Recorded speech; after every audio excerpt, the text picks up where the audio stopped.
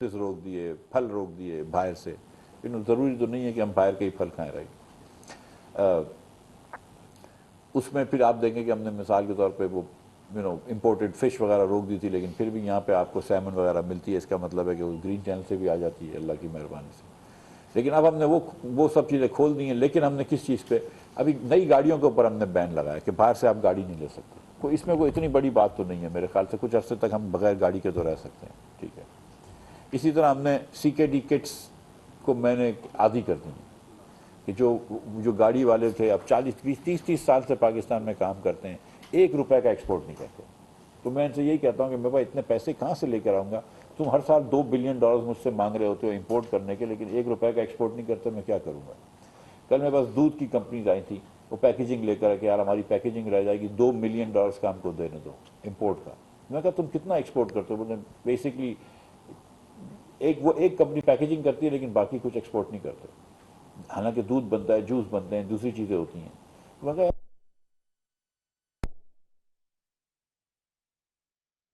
وفاقی وزیر خزانہ مفتاح اسماعیل تقریب سے خطاب کر رہے ہیں۔ انہوں نے کہا کہ کچھ وقت کے لیے امپورٹڈ گاڑیوں پر پابندی لگا دی ہے۔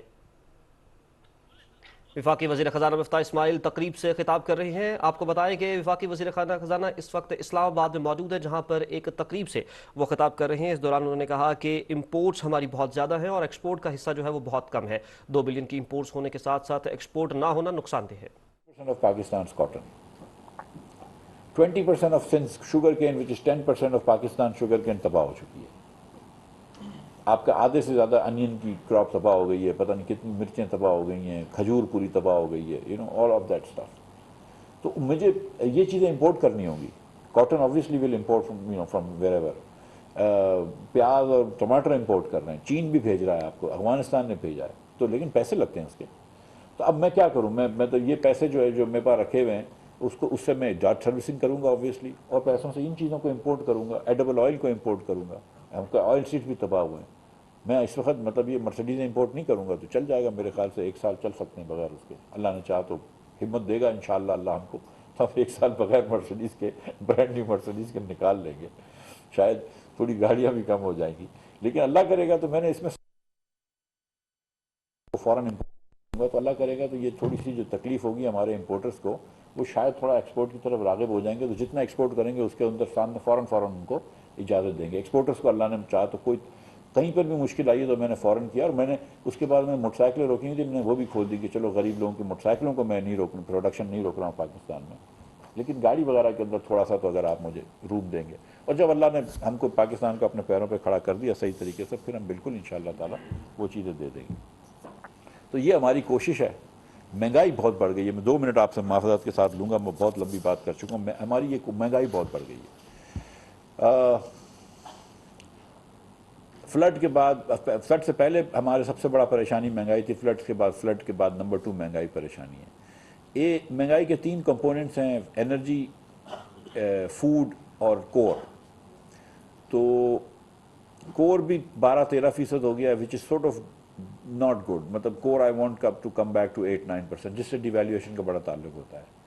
فوڈ پرائسز بڑھ گئی ہیں، فلڈز میں تو خاص طور پہ اگست میں بڑھ گئی ہیں، لیکن فوڈ پرائسز بڑھی ہوئی ہیں، حالانکہ تھوڑا سا کنٹرول آ رہا ہے کہ مئی سے جون کے اندر منتھ آن منتھ 6% بڑھا تھا، جون سے جولائی میں 4% بڑھا تھا، جولائی سے اگست میں 2% انفلیشن کرا تھا، تو میں امید کر رہا ہوں کہ سپٹمبر میں اور اس کو انشاءاللہ روک لیں گے، لیکن فوڈ انفلیشن سے میں سچ مچ بہت پریشان ہوں۔ ٹھیک، انرجی جو ہے وہ 10% ہماری کنزمپشن باسکٹ کا حصہ ہوتا ہے، انرجی جو ہے اس کے اندر بہت لمبا انفلیشن آیا ہے، اور اس لیے کہ وہ انرجی کی پرائسز آرٹیفیشلی لو رکھی گئی تھی، پیٹرول کی، ڈیزل کی، بجلی کی، یہ پرائسز آرٹیفیشلی لو تھیں۔ جب یہ پرائسز کو آپ نے انٹرنیشنل مارکیٹ کے مطابق لے کر آئیں تو اس سے بہت انفلیشن بڑھ گیا ہے، اور اس کا بیس افیکٹ چونکہ لاسٹ ایئر کم تھا، لیکن اکتوبر سے بیس افیکٹ اچھا ہو جائے گا تو انفلیشن کا نمبر کم ہوگا، لیکن انفلیشن جو ہے وہ تکلیف دہ چیز ہے، بہت زیادہ تکلیف دہ چیز ہے، بجلی کے بل بہت زیادہ تکلیف دہ چیز ہے، اس پہ میں بلیم اللہ کی مہربانی سے ہوتا ہوں، لیکن سچی بات ہے کہ جو 200 اور 300 کا وزیر اعظم صاحب نے اعلان کیا ہے، تو میں نے جا کے IMF سے بات کی تھی کہ یار مجھے یہ سبسڈی دینے دو، تو ہم تو سبسڈی دے رہے ہیں ایکچولی،